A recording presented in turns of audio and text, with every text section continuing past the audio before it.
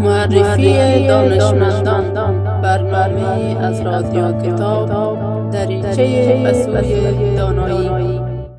دانش یا معرفت معادل انگلیسی یا نالج می شود و در فارسی آشنایی، آگاهی یا درک فرد از چیزی یا موضوعی یا تمام جهان را می گوید.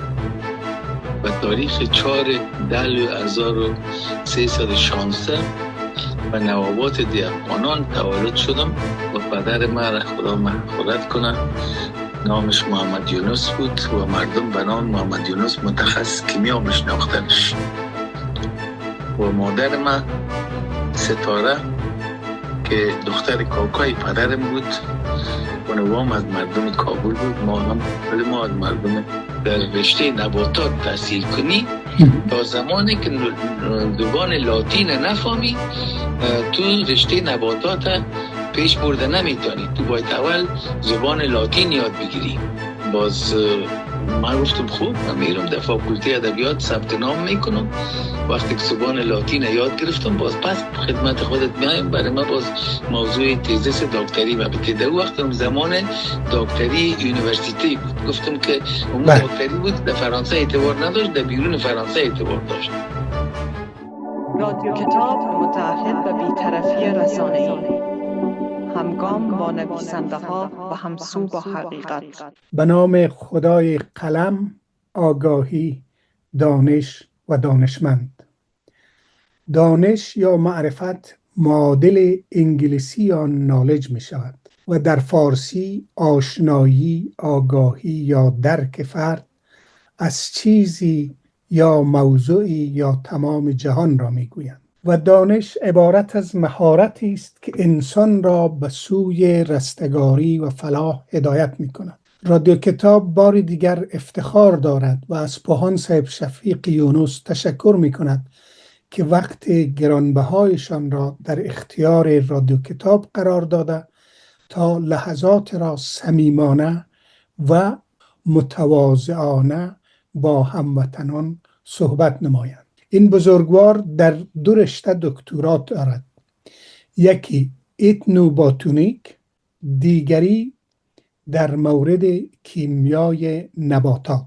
خود ایشان بیشتر شرح خواهند داد. وقتی پرسیدم اتنوبوتانیک چی معنا داره، گفتند رابطه نباتات با انسانها. و چه نیکوست که در دین ما مسئولیت ما در برابر نباتات و جمادات نیز معین شده و با همه این موارد ما به عنوان مسلمان موظف هستیم مسئولانه برخورد نماییم.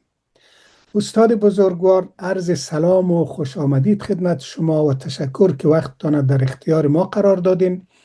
اگر اجازه بتین استاد، میخوایم از زمان کودکی ها شروع کنیم این برنامه را.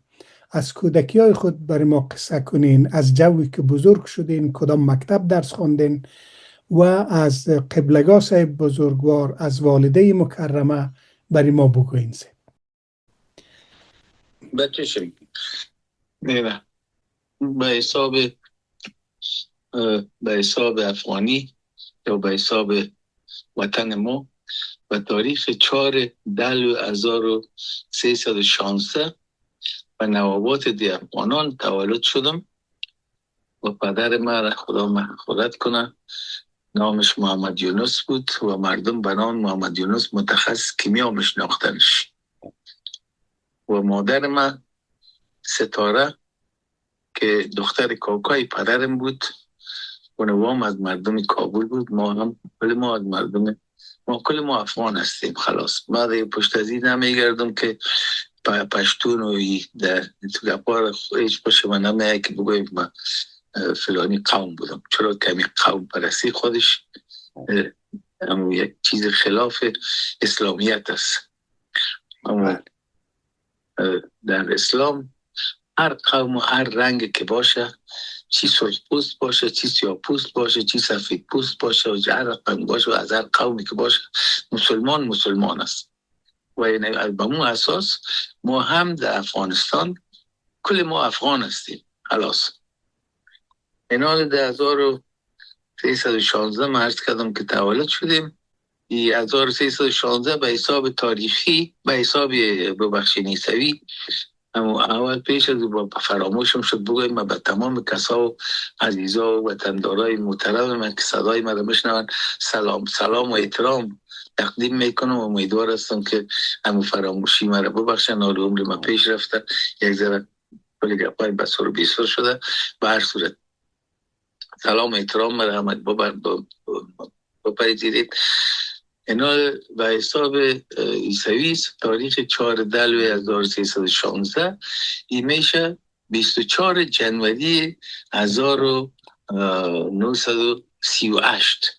لیکن زمانی که اول دفعه من در فرانسه آمدم میخواستم که من تاریخ تولد خود با زبان عیسوی برشان بگویم. او را که من گفتم، او را امو فاکولته دواسازی نانسی که من دوجه بر درس خواندن و بر دکتری خود رفته بودم، او را گفتن که یک مرجع افغانستان باید تیر بر ما نوشته کنه و لازم من تذکری خود به سفارت افغانستان در پاریس روان کردم که اینا او را سنجش کنن و تاریخ تولد ما را به حساب عیسوی روان کنن. اونا کار خود آسان ساختن. اول جنوری عوض 24 جنوری اول جنوری گفتن و عوض 1338 1940 گفتن.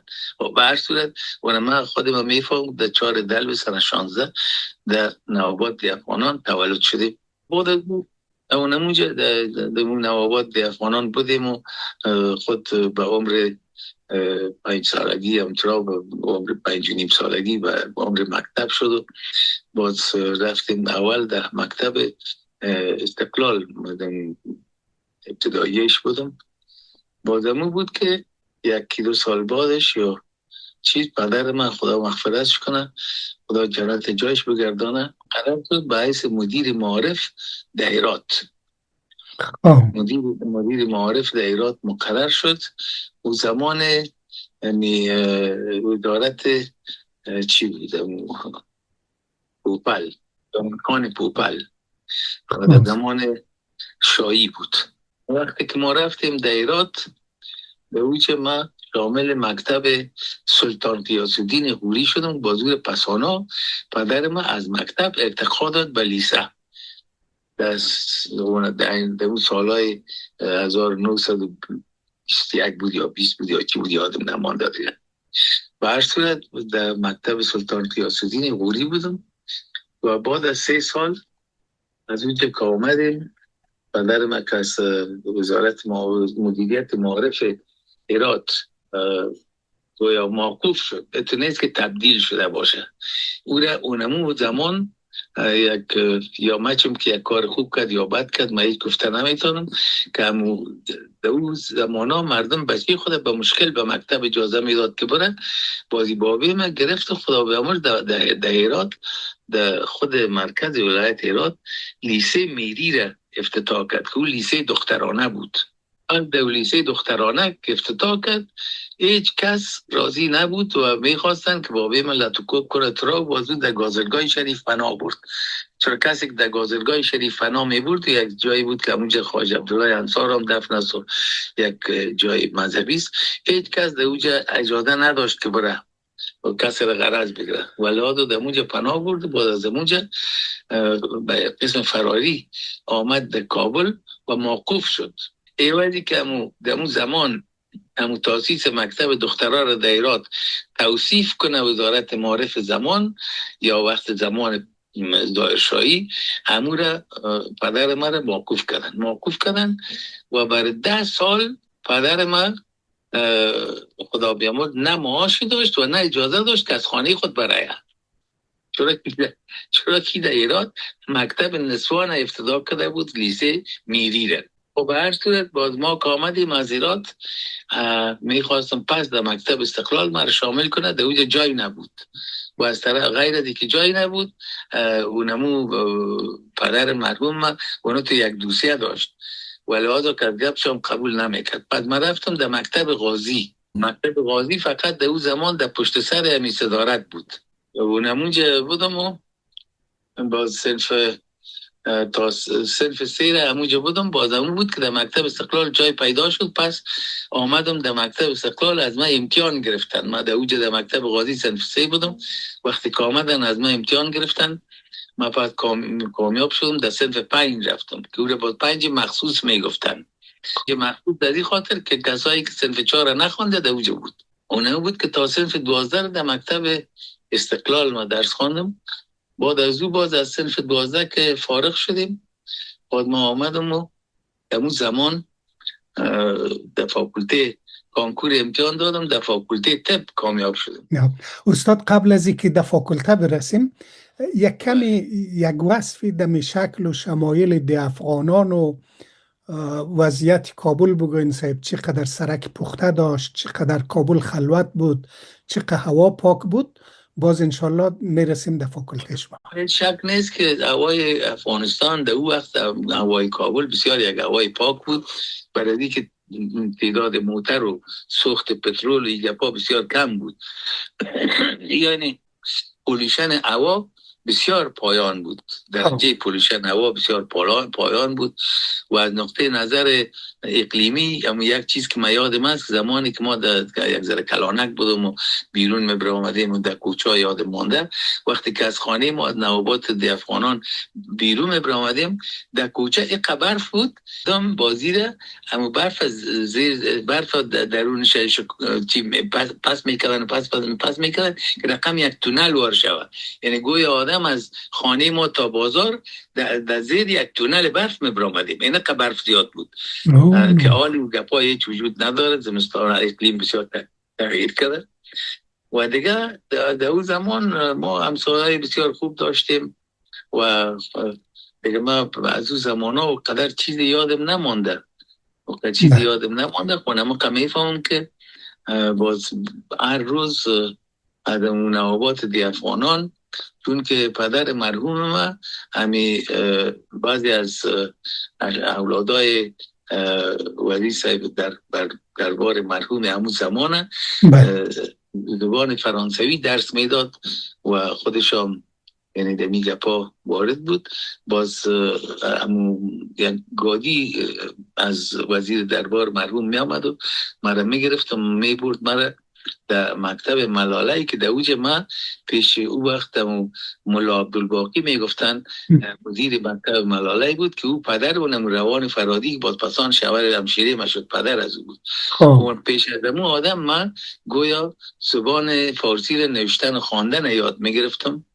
هر روز من همونجا می بردن و باز پس می آوردن و دیگه زیاد از مسائل و همه قمه فهمیدم که از اون نوابات افغانان تا اون مکتب ملاله همون زمان موقعیتش یادم نیست، سرک پخته و قیر و یپا نبود، هیچ رواج نبود در وقت. با سرک خامه بودم، گادی مرا تا اوجا می رسان، با چاش مرا پس می آورد و باز در اوجا می رفتم و اون یپا را یاد می گرفتم، خواندن نوشتن همونجا یاد گرفتم. بسیار خوب صاحب. تعمیر لیسه استقلال به می شکل فعلی بود یا دیگر رقم بود صاحب؟ تعمیر لیسه استقلال پالوی ارگ موجوده کاله است. بله. پالوی ارگ در یک طرفش بود که در ایستانش وزارت معارف و چی بود، در اون طرفش هم حال فعلا جاده خیبر گپا شده بود. خب یعنی یک دیوال مشترک داشت همراه ارگ شاهی. اون از اون زمان یک چیز ما هیچ فراموش ما نشده تامیالی که از مکتب استقلال طرف ارگ شاهی کلکینا بود. از کلکینا آدم میتونست که تا شود در باغ ارگ شاهی. و اونمونجا یک روز هم صنفای من مرا گفته بودن یک جای یک دو سه نفر تا شدیم در اون طرف از اون باغچه ارگ شاهی از بادرنگایش میکندیم. اینجا بادرنگ بازمور باغوانای ارگ ما از دور دیده بود، آمده که ما لطکوب کن، از اونجا پس گریختیم آمدیم در آمدیم در مکتب. یعنی بگم که در اون زمان مکتب استقلال به گمانم کمیال من اونجا باشه ولی حالی یادم نمانده دیگه. 40 سال شد که ما از افغانستان برآمدیم. یکی و دویمی که حالا عمر ما مونه به حساب اروپایی به 85-86 میرسه و به حساب اصلیش 89 نو شروع کردیم چند روز پیش، چون امروز مایدل بست ما چون عبدالله چند است بر صورت ولاد 89 شروع کردیم. یعنی در این وقت آدم میرسه از همون حافظی آدم ضعیف میشه دیگه. بسیار خوب استاد. باز از او بادرنگ خورده تانستین یا نه؟ والا یکی دو تا کنده بودیم ما دیگه وقتی که آمدیم امور رو گرفتیم دیگه چی خوردیم دیگه اون دالیز امور که سنچای ما شریک خوردن سن از سنچای ما کسایی که سنچی ما بودن و چند نفرش یادم مانده. یکیش خب همو لطیف رنگمیسته که حال فعلا در استرالیا زندگی میکنه در سیدنی. دیگه سید داود بود که خدا مغفرتش کنه فوت کرده. سید داود و لطیف اردوشان باز وقتی که ما از صنف 12 برآمدیم طرف پوانتون میرفتیم باز اینا را در اون زمان همون تو بود که میبردن در عسکری یا اردوشان را بردن در همون فاکولتی عسکری و اینا باز پسانا منصایب منصب عسکری شدن و با سید داود مرحوم فوت شد و لطیف و دامیال هم الحمدلله زنده است. اون در سیدنی زندگی میکنه دیگه. از همسنفای ما که بود عبدالغنی نمیال هم در لندن است، برای ما به تماس تلفن هست. دیگه از دلمه رسول بود خدا ببخشش فوت شده و دیگه و ماینشا بچه وزیر دربار بود و هم فوت شده خدا ببخشش. اینی کسا یادم مانده دیگه، زیادترش یادم نمانده. والا را زلمه رسول همی که کاندید ریاست جمهوری بود همی؟ البته دیگه خواهم بچه دکتر رسول بود، پدرش هم دکتر بود حتما همی بود حتما همی بود. من چون کار زنده است یا فوت کرد نمیفهم دیگه. اون زنده است هسته؟ ما ایج که بعد از اون مکتب استقلال که ما رابطه نداشت و همیال هم نداره. حالان کنه غنی جان رابطه داریم، لطیف جان هم رابطه داره و باز از سلفی دوری فاکولتام رابطه داریم. خود خوب هر صورت تو زمان یک زمانی بود که یکی مامزهی بود یکی غیر مامزهی و ای زلمه رسول پدرش بسیار نزدیک مامزهیا بود. این که خودش مامزهی بود یا نبود نمیفهم، بسیار نزدیک بود به مامزهیا و خاندان شاهی و ایگپا و لحاظا بعد از اینکه ما از مکتب برآمدیم روابط ما بیخی قطع شد. بعد از رفتیم از مکتب خلاصیم رفتیم فاکولته طب دیگه. بازمون هنوز فاکولته دواسازی تاسیس نشده بود. اونمون بود که خداوند مغفرتش کنه دکتر صاحب سعید که در فرانسه درس خوانده بود و هم یکی از کسایی بود دکتری دولتی گرفته بود، چرا که او خانمش فرانسوی بود از او خاطر رو دکتری دولتی گرفته بود پیش از 1968. چون کنال و پیشتر خدمت شما گفتم که تا 1968 حکومت فرانسه برای خارجی ها دکتری دولتی یعنی دکتری که در خود فرانسه اعتبار داشته باشه او رو نمیداد. یک دکتری میداد که نامش دکتری یونیورسیتی بود و او در بیرون فرانسه اعتبار داشت، در خود فرانسه اعتبار نداشت که چی او خارجی و مراکشی می بود یا الجزایری می بود یا تونسی یا مصری یا افغان یا ایرانی، هر کس می بود هیچ کس تا 1968 دکتری دولتی نگرفته از فرانسه. بعد از 1968 بعد او وقتا که رسیدیم اقتصاد میکنم برتان. بسیار خوب سه. اونمو بود که از مکتب که برآمدیم آمدیم در فاکولته دواسازی در فاکولته طب. باز اونمو زمانی بود که زمان زور و جبر تگبا بود. 16 نفر از PCB فاکولته طب ما را به زور آوردن در فاکولته دواسازی که ما دوره اول فاکولته دواسازی بودیم.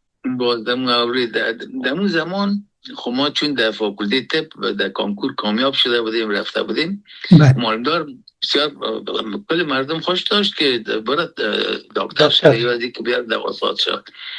بعد ما هم کوشش کردم که برم دیگه. متاسفانه نام همون رئیس پوانتون همون زمان یادم نمانده.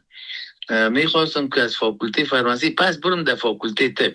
بله. بازم بود که وقتی که رجوع کردم در ریاست پوانتون همون سکرتر رئیس پوانتون گفت 2000 افغانی بده اینه میری، در غیر از رفته نمیتونی. رشوت خوری در اوج چی بود بسیار رواج بود. یک قصه بسیار چیز آمد، خب شاید خوشتان به یا نه به اتو بود که خداوند جنت برین نصیبش بگردانه پدر منه. او میگفت که در افغانستان 4 ستون ترفیز، دیگه یک ستون گفتم برتان که رشوت خوری بود، دیگه جاسوسی بود، دیگه چاپلوسی بود و دیگه چهارمش مردگوی. پدر مرحوم همیشه میگفت که هر کسی که این زمین 4 صفت یکش داشته باشه یا اونجا یک مقام میگیره و در غیر از او. این من مثال خود پدر من میگم که وقتی که اینا در زمان حضرت امالله خان مرحوم رفتن فرانسه، اولین گروپی که فرانسه خارج رفت بر تحصیل همیا بودن. یگانه کسی که تخصص گرفته بود که اون در کابل امور متخصص کیمیا میگفتن، نه در رشته کیمیا، یگانه کسی که تخصص گرفته بود باز از فاکولته این پدر من بود و هیچ وقت به مقام ریاست و وزارت و معینیت و یگپا نرسید. چرا کردنی 4 صفت بود، بدبختانه یا خوشبختانه، من چون من نمی‌فهم، هیچ کدامش نداشت. و بعد چون که اون نمو صفت رشوت خوری و رشوت دادن نداشت، از لیسه میری را در ایرات افتتاح کرد. اون آمد ما 10 سال در فقر و بیچارگی زندگی کردیم. در فقر و بیچارگی در یک خانه کرایی در اول در 40 ستون بودیم، باز در گذرگاه بازونه بود که بر 10 سال خوراک ما اونمو نان و چای بود. ما زیادتر چیز نداشتیم. خداوند مغفرت کنه.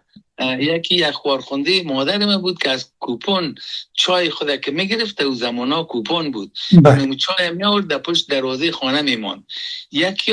یکی از دوستای قدیم پدر من بود که از کوپن آرد که میگرفت، در او وقتا کوپن بود که آرد میدادن، نه باز آرد میگرفت میآورد اونم در پشت دروازه خانه میماند که اون از آرد نان پخته میشد و چای هم کتیش میخوردیم. اینمی خوراک ما بر 10 سال بود. جرم قبلگاه صاحب خدا رحمت کنه ای بود که لیسه دخترانه تأسیس کرده، لیسه مهری که نه بود، فقط لیسه میری را در هرات افتتاح کرد، یعنی تأسیس کرد و در زمان شاهی همی بود. نه بود که در فاکولته دواسازی با 4 سال فاکولته دواسازی را که ما خواندیم و به هر صورت من نتونستم دوباره فاکولته طب برم، در فاکولته دواسازی ماندم و این بر تمام کسایی که از فاکولته دواسازی برآمدن و هنوز هم بعضشان شکر الحمدلله مثل فرض میکنیم علی احمد مردانزه و اینی کسایی که زنده هستن خوب یادشان است که دمی هر 4 سال من اول نمره بودم. بعد از اون که چی شد اینال دمون زمان چون که از هزارات خوشبختانه بگویم از اون صفات 4 ستون ترفیع ما هم نداشتم، مثل که پدرم نداشت ما هم نداشتم.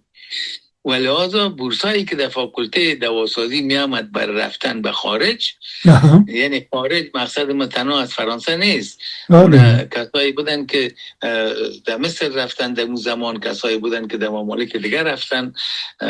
خب هر صورت هیچ کس هیچ جای نمی رفت. تا چی وقت ما دمو از فاکولته برآمدم، چون اول نمره بودم و نموز ما پویاله مقرر شدم در خود فاکولته. باز هر بورس که می آمد یک آدم دیگه می رفت، لیکن من چون اول نمره بودم من حق نداشتم برم، چون که از این ستونهای ترفیع نداشتم. نه باز اونه بود که امو یکی از دو زمان فاکولته دواسازی و فاکولته طب تقریبا 50-60% استادایش فرانسوی ها بودن و دمو زمان خدا مغفرتش کنه استاد ما بود عبدالله سعید که رئیس فاکولته دواسازی بود. او آدم مریض شد و برای تداوی خود فرانسه رفت. خانمش فرانسوی بود. اونمو که رفت یک استاد فاکولته ما مادمازل بیسون نامش بود که او فارماکولوژی درس میداد. اون یک بورس از فرانسه آمد و مادمازل بیسون فوراً مرا آمد، گفتم پویالی بودم، اونموجا آمد گفت شفیق 1 هفته وقت داری که پاسپورت بگیری و من فرانسه روانت میکنم، برو همونجا درس بخون. چرا گفت که اگر دکتر سعید پس آمد بازم رفتن نمیتونی.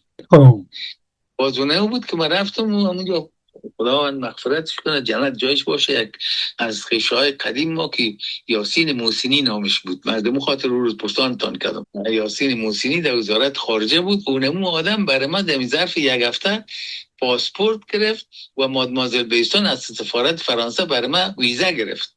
باز من رفتم فرانسه.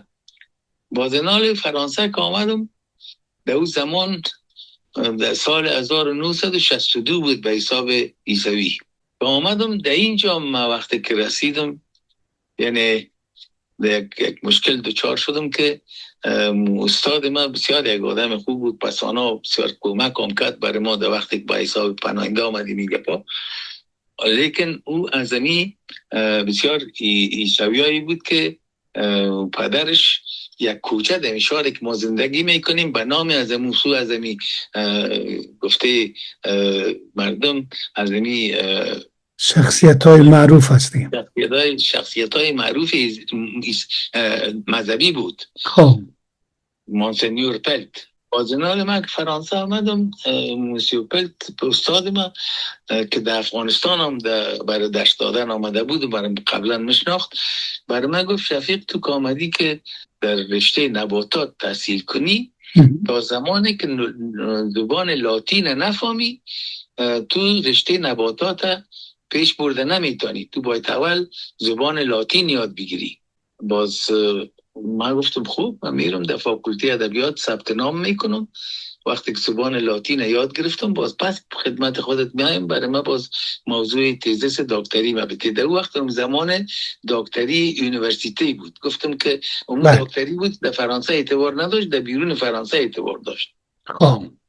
بازمو بود که من ایت نمیفهمیدم که از خاطر اصل هدف موسیوپل چی بود. هدف استاد ما چی بود.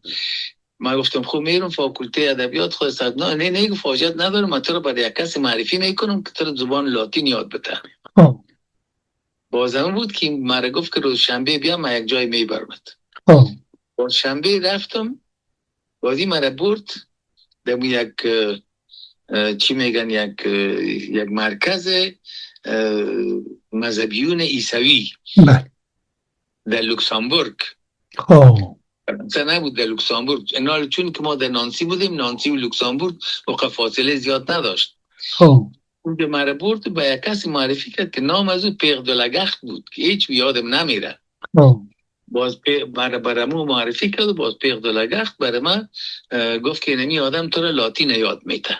گفتم خوب بسیار خوب بود. ما دیگه باز او آدم برای من گفت هر روز شنبه و یک شنبه بیا. باز من روزای شنبه و یک شنبه را میرفتم از شهر نانسی فرانسه در لوکسامبورگ پیش پیغ دلگخت برای از اینکه من زبان لاتین یاد بگیرم. خیلی شیرین بود، خیلی آموزنده بود صاحب، مخصوصا قصه لیسه مهری و ای که قبلگاه صاحب حتی عنوان متخصص در تمام کابل رو مردم میشناخت. 10 سال بیکار مونده. بازم به خاطر از این که قبلگاه صاحب لیسه ساخته شما پشت در مکتب موندن. با تشکر و قدردانی از پروفسور صاحب شفیق یونس که قصه های خود صمیمانه و عالمانه برای ما گفت. نکته های بسیاری در قصه های پوهان صاحب یونس نهفته است که امیدوارم برای مخاطبای گرامی مفید بیفته. بیننده های گرامی تشکر که برنامه های رادیو کتاب نگاه میکنین. بارها گفتیم رادیو کتاب از شما و در خدمت شماست. لطفاً با سابسکرایب، انتقاد و پیشنهاد رادیو کتاب تقویت کنین. رادیو کتاب، نیاز نسل امروز و فردا.